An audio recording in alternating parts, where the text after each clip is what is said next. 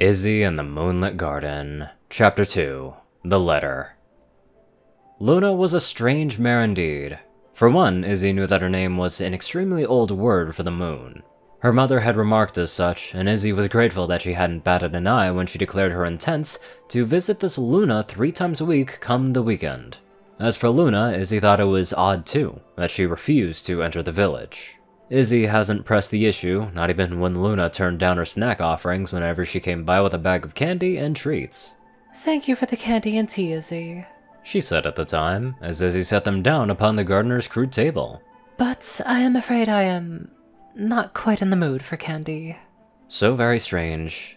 Izzy knew little of ponies who'd turned down free sweets. She'd answered with this so often that she had to conclude that perhaps Luna had no taste for candy at all. But one sip of her mother's finest pine tea, and Luna declared it the finest brew in all of the land.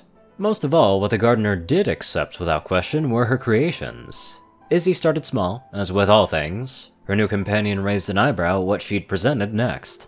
A little white flower, made of paper and covered in shining glitter. "It's a flower," Izzy had said proudly. "It's for your garden. Mom said gardening is hard, so I decided to make this instead. If I can't garden, I still thought that this would be fun." Luna said little, merely taking it in her hoof, looking at it with a curious gaze. "Is it good enough?" "Oh, why would it not be?" was Luna's gentle reply, as she set her flower down. "Perhaps a touch too much with the glitter, but all things have their beginnings. Come, little one, let me teach you the ways of fun." But Luna's ideas of fun proved rather sweeping and grand, and Izzy found it difficult to tell that unicorns knew little of apple bobbing or portal casting or pumpkin chucking. There simply weren't any pumpkins nearby. Neither was Luna amused to learn that one alphabetal did indulge in similar games, yet they all involved gambling. "Cretin," Luna had remarked, stomping a hoof and huffing as she did so. "Why, I ought to tell him a thing about fun." From the way she held her shears, Izzy was a touch relieved that Luna didn't seem to be in a hurry to pay him a visit. Graceful and elegant she may carry herself, a tiny part of Izzy thought she might give Alphabettle a rather stern lecture. The matter passed when Izzy offered to tell her mother all about her garden, so that one day she may present a painting of it. Luna's eyes brightened, and soon all thoughts of fun, cretins, and gambling passed amidst an enthusiastic showing of her garden. All its nooks, crannies, and so many flowers. Such a pity, though, that whenever Izzy asked, pleaded her mother to visit Luna, to come behold the secret garden with her own eyes, her mother had simply said she was busy, and that she was fine with merely listening to Izzy's retellings of Luna's various flowers and teachings on fun. And while she kept it to herself, lest Luna be crestfallen like all others, Izzy knew that no matter how hard she pushed and tried and declared, none of the other children had much interest in listening to her either. So caught up they were in nonsense like talking about mayonnaise or other forbidden words or gloomy poems and downbeat tunes.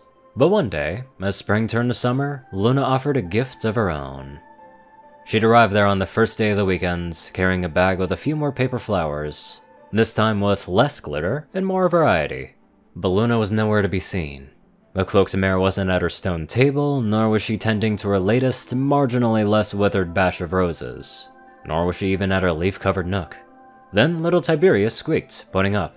Izzy's eyes followed his paw up until she caught sight of Luna. "Why are you all the way up there?" Izzy had cried out, getting onto the table for a better view. Indeed, Luna stood tall in a twisting branch, eyes looking out at the skies.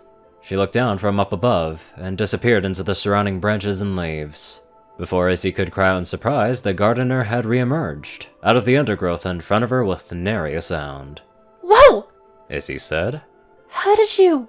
there, down here, huh?" "I, climb in my free time," said Luna, shrugging as if it were the most natural thing in the world, dusting off her cloak. "I was merely keeping an eye on the skies, just in case." From within her cloak she withdrew a crumpled piece of paper. "I was stargazing, you see, when I caught sight of a lantern adrift amongst the treetops. This is what I received." She placed it upon the stone table beside Izzy and the orrery. Her gaze beckoned Izzy's curiosity. "I thought that you might be interested." It was a drawing Izzy saw. A beautiful one too, with striking colors and bold letters. 3 little ponies there were orange, purple, and blue, enjoying a picnic beneath all the colors of the rainbow. And though Izzy briefly mused that whoever sent it could use a spelling lesson, her eyes were drawn to what they'd said, and who the ponies were. 3 ponies, a unicorn, a Pegasus, and an Earth pony. Yet the Pegasus and Earth pony were a far cry from the nasty little drawings that she'd been shown in class. No, they were smiling, happy and content with one another. Dear Unicorns and Pegasi, Izzy read aloud. You have friends in Maritime Bay. Come visit us. She paused. She read it again, back and forth, digesting the words. She was invited. Someone had invited her.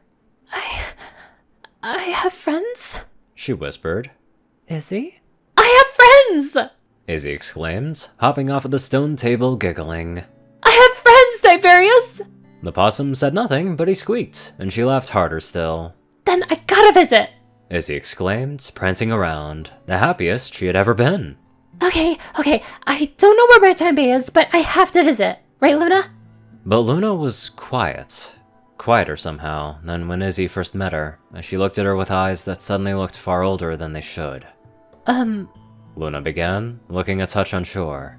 Izzy, do you know what friends do? Yeah. Said Izzy. I mean, friends play and talk and all that fun stuff. I'm sure they'll be up for it. Luna nodded.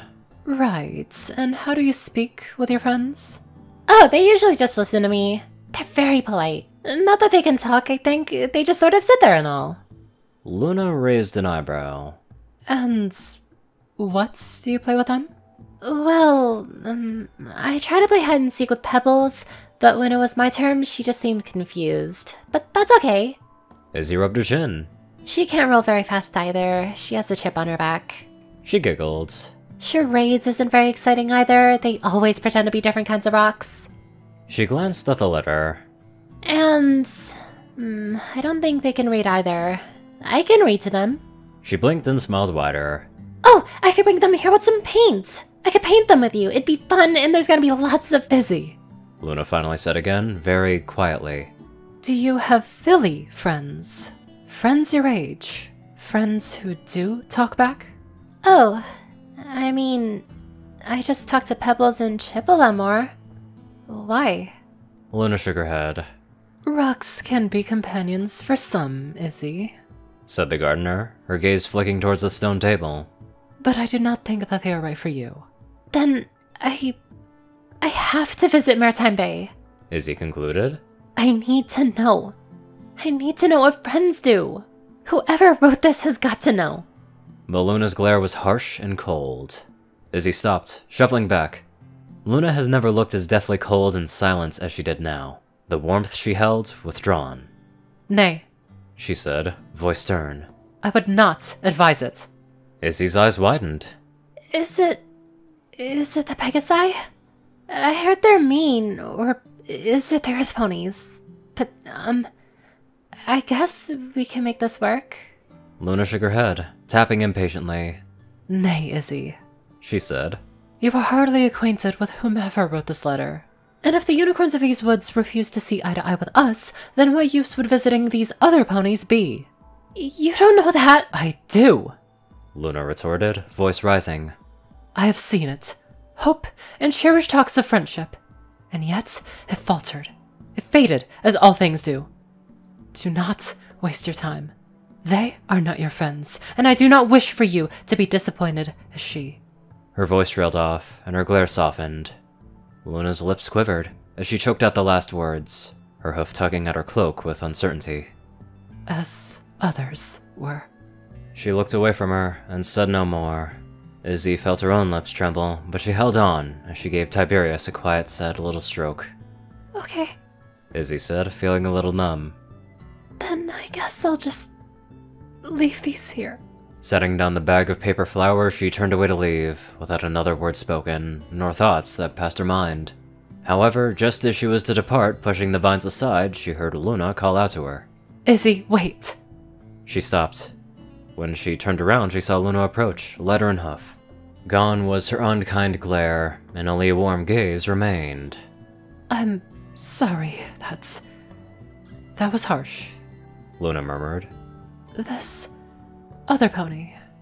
Perhaps she is not your friend now, but that doesn't mean that you should not try at all. But you said it yourself. Izzy replied. I don't know her. Luna looked away, taking a deep breath. I knew someone once.